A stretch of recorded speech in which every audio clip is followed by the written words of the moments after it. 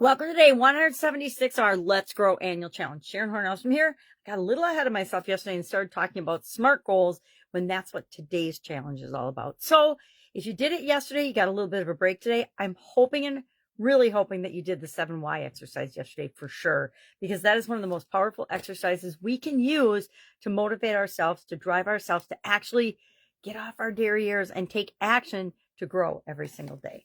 So I did my 7Ys yesterday and I shared that. I shared little bits of it. I'm doing my relationship with my mom since she's here for a few months, and I can actually do some things to see her and physically be present with her to work on our relationship, because she usually lives in Texas, but she likes to come home for the summer because it's so dang hot down there. So today we're going to do our SMART goal for the relationship that we're working on. In guide 2 of the Let's Grow annual challenge, of course, we've got Montana's story, and we're going to carry that through the entire growing process through the end of the month. So today, Montana's setting a SMART goal with respect to her relationship with her partner, and I will set a SMART goal with respect to my relationship with my mom. And SMART, of course, means, and I think I said something wrong in that yesterday. It just clicked in my brain as I was thinking about it last night. Specific, measurable, achievable. Can you actually make it happen in the time period that you set for yourself? Now, what I found is that I can achieve whatever goal I set for myself. No matter how big it is, I end up achieving it. It doesn't always land exactly within the time frame that I selected, because stuff outside of me has impacts on our results in different areas and aspects of our life, especially relationships with other people, right? We are only one part of that equation. We can 100% control our part, but we do not have the ability to control the other part, right? What's outside of us is not within our control. Only what's inside of us and what we are and choose to think about, believe, do, etc., is within our control.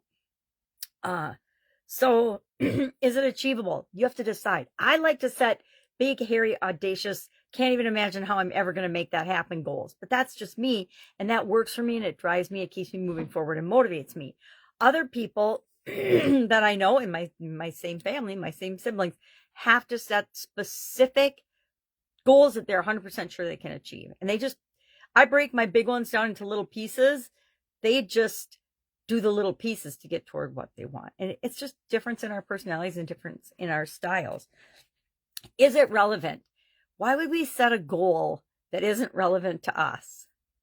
Yet I know in the past I've done that. I set goals that I achieved that were like, once I got them, I'm like, well, that was ridiculous. Why did I waste a goal on that? Because it was so small, or it didn't even matter or match up with my core values. Learn to not do that so much. And then, of course, the T is time bound. Gotta set a date so that you have a checkpoint, so that your subconscious and your conscious work together with a sense of urgency to actually take the action and the steps that we need to take in order to get what we want. So specific, measurable, achievable, relevant, time bound, SMART goal. That's our action item today. Set one for the relationship that you picked yesterday to apply our growing process to. First step of the growing process is, of course, to set a goal. Determine what your end point is. We always want to begin with the end in mind, right? We have to know what we're shooting for in order to get it, right? It's, you don't hop in your car and just drive, and wherever you end up, you end up.